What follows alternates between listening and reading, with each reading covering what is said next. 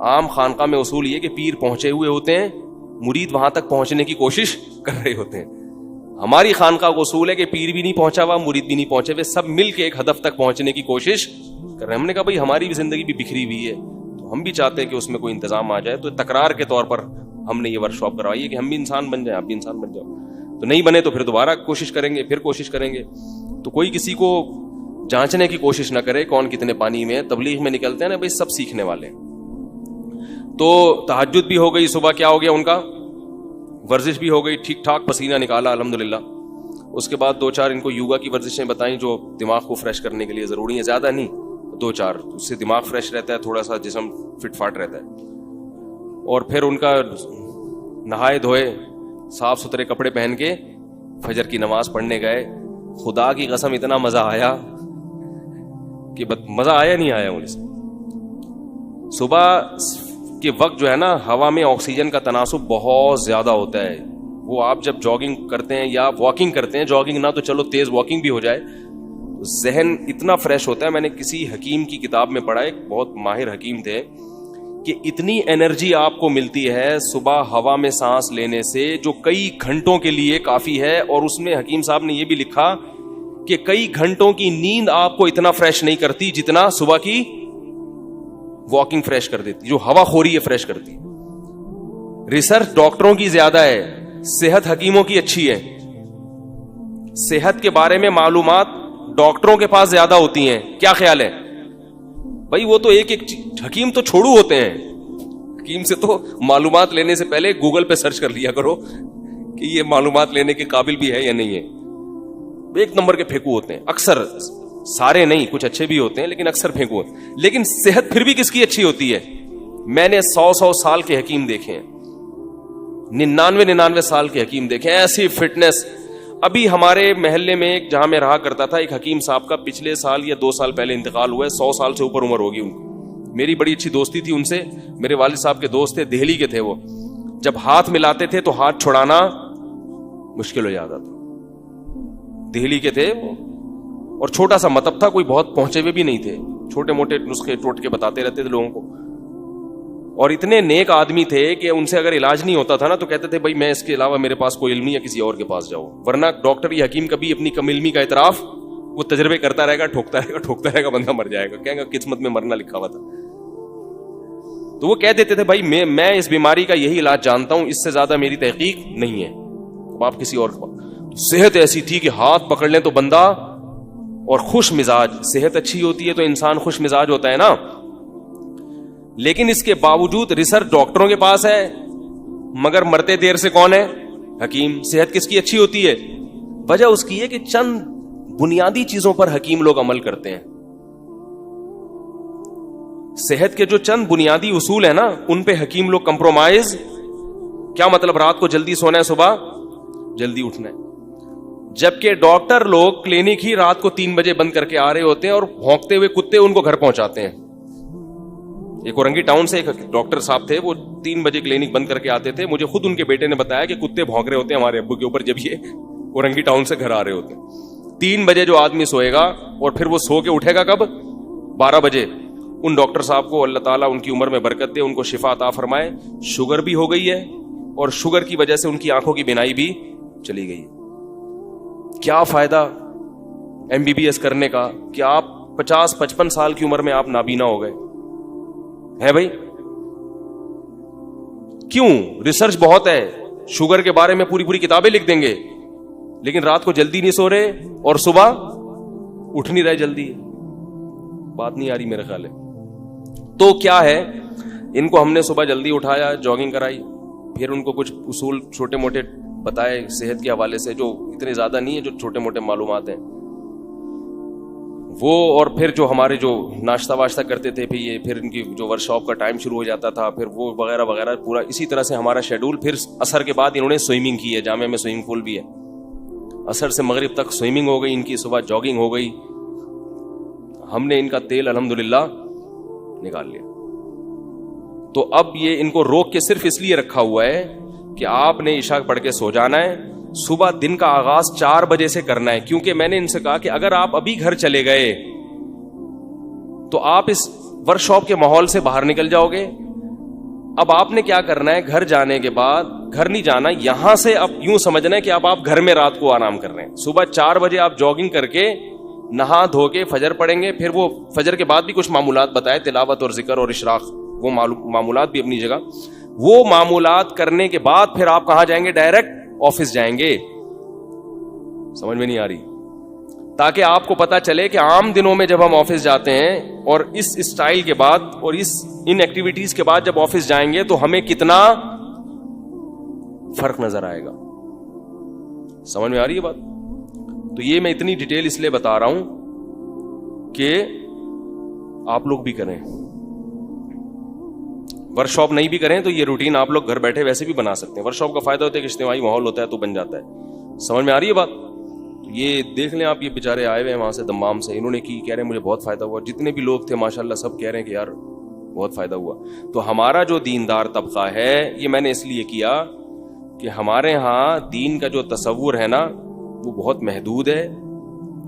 دیکھو بنی اسرائیل تھے, کچھ بھی نہیں کرتے تھے, صحابہ تھے سب بہت کچھ کر کے چلے گئے, کیونکہ صحابہ میں ایسے لوگ موجود تھے جو گھوڑے سے تیز دوڑنا جانتے تھے, صحابہ تیراکی جانتے تھے, صحابہ گھڑ سواری جانتے تھے, صحابہ راتوں کو کم سوتے تھے. آپ دیکھیں وہ تو رات بھر تہجد پڑھتے رہتے تھے. وہ سلیپ مینجمنٹ جانتے تھے کہ نیند کو کیسے مینج کیا جاتا ہے. وہ قدرتی طور پہ جانتے تھے کہ کون سے اوقات سونے کے ایسے ہیں جن میں تھوڑا سو کے بھی انسان نیند کے جو مقاصد ہیں وہ بھرپور طریقے سے حاصل کر سکتا ہے, اور کون سے ٹائم ایسے ہیں جن میں کئی گھنٹے سوتے رہو مگر پھر بھی تھکاوٹ ہوگی. سونا جو ہے نا اس کے بھی ٹائمنگ ہے, اوقات ہیں. خلاصہ میں بتا دیتا ہوں سونے کے بارے میں. رات کو جلدی سوئیں اور پھر جلدی اٹھ جائیں, اور اگر فجر سے پہلے تھکاوٹ محسوس تو فجر سے پہلے تھوڑی دیر کے لیے دوبارہ سو جائیں. سمجھ میں آ رہی ہے بات؟ ہمارے نبی کی جو طریقہ تھا نا رات کو سونے کا, عشاء پڑھتے ہی سو جاتے تھے اور پھر رات کے کچھ دیر آرام کر کے دوبارہ کھڑے ہو جاتے تہجد کے لیے. اب پوری رات تہجد چلے گی تو فجر کی نماز کے بعد جب اذان ہوتی تھی تو اذان اور نماز میں جو وقفہ ہوتا تھا نا, اس دوران آپ صلی اللہ علیہ وسلم ہلکی سی نیند لیا کرتے تھے. یہ تجربہ کر کے دیکھیں, یہ ہلکی سی نیند آپ کو دوبارہ تازہ دم کر دے گی, پھر سارے دن کے لیے کیا کر دے گی؟ ایک دم فریش کر دے گی. آپ پھر آپ کو تھکاوٹ محسوس ہوگی دن کے 12 اور 1 بجے جب سورج بلندی پہ پہنچے گا. اس وقت کھانا کھا کے پھر آپ صلی اللہ علیہ وسلم کیا کرتے تھے؟ تھوڑی دیر قیلولہ کرتے تھے.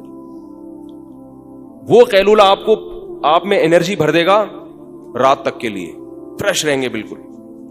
اب ان کو پتا ہے آج صبح سے میں بول رہا ہوں کہ نہیں بول رہا, ورک شاپ میں صبح 7:30 بجے سے کھڑے ان کو پڑھا رہا ہوں نان اسٹاپ. درمیان میں قیلولے کا ٹائم آیا اور ہماری کلاس ختم ہوئی ہے مغرب میں.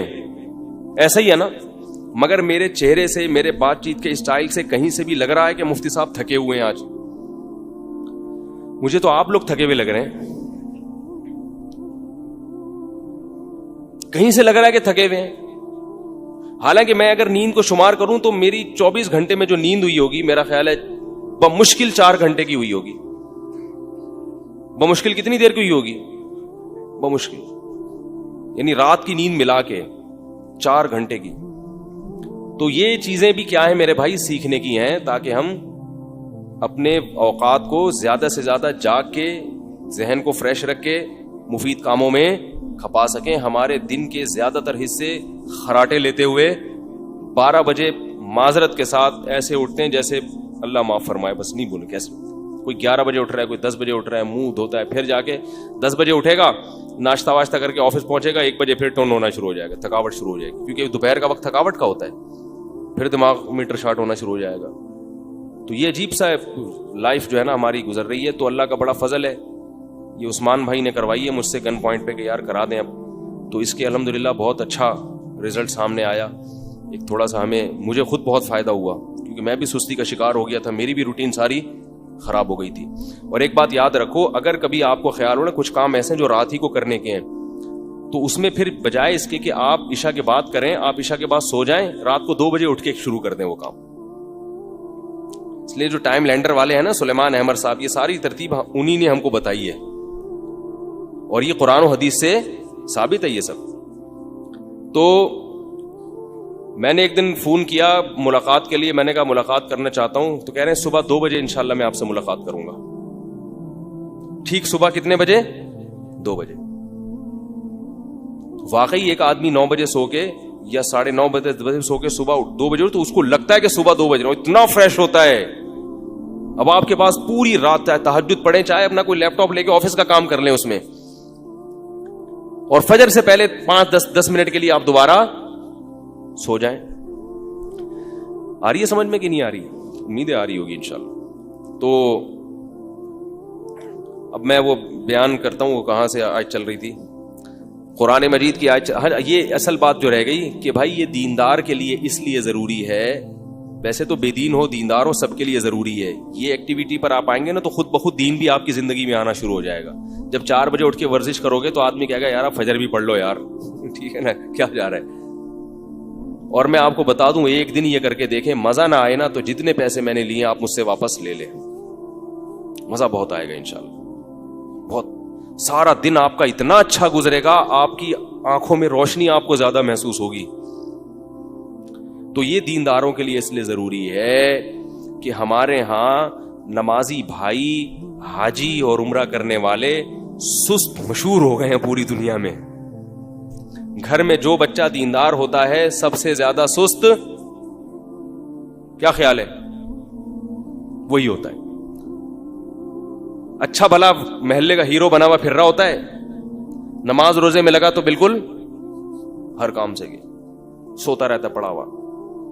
تو اس کو کنٹرول کرنے کی ضرورت ہے, ہم سب کو ہے یہ روٹین. اور یہ غیر مسلم اس طرف آ رہے ہیں. چائنا میں پتہ ہے آپ کو, انہوں نے پوری مہم چلائی, انہوں نے ریسرچ کی کہ کام کے اوقات صبح ہیں, صبح ان کی یہ ریسرچ ہے میڈیکل, یعنی جو ان کے جو ماہرین ہیں نا وہ بھی یہی کہتے ہیں کہ صبح کے وقت میں کام میں برکت ہوتی ہے. یہ وہ بھی اس کے قائل ہو گئے ہیں. تو چائنا میں پوری ایک مہم چلی تھی ان کی حکومت کی طرف سے کہ قوم کو صبح جلدی اٹھنے کا عادی بناؤ. مہم چلی, اس کے بعد انہوں نے پوری قوم کو صبح جلدی اٹھنے کا عادی بنا دیا. لہذا وہ پورا چائنا, جو لوگ چائنا میں رہتے ہیں وہ جا کے دیکھ لیں, فجر سے پہلے ان کے کام شروع ہو جاتے ہیں, فجر سے پہلے ان کی ایکٹیویٹی شروع ہو جاتی ہیں. یہ گریک کلب ہے نا یہاں سلیمان احمد صاحب کوئی ورکشاپ کروا رہے تھے, تو ہم گئے وہاں پر رہنے 3 دن کے لیے. تو اس کے قریب میں چائنیز آئے ہوئے تھے, غیر مسلم ہے, لیکن ہم یہ دیکھتے تھے کہ وہ فجر سے پہلے اٹھ کے اپنے کام, فجر سے پہلے اٹھ کے ایکسرسائز کرتے ہیں, پھر باقی اپنے کام کا شروع کر دیتے ہیں. تو غیر مسلموں کو یہ چیزیں سمجھ میں آ گئیں. ابھی کسی نے بتایا کہ دبئی میں ایک گورے نے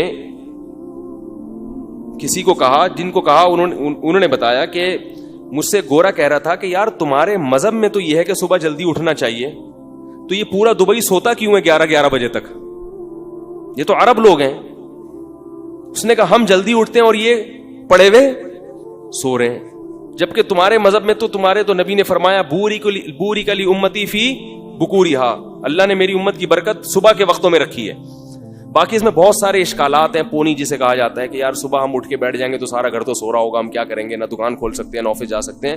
تو جب آپ ورکشاپ میں آئیں گے تمام پونیاں آپ کے دلوں سے یہ اشکالات انشاءاللہ نکالیں گے کہ صبح کیا کیا گیا تھا. سمجھ گئے؟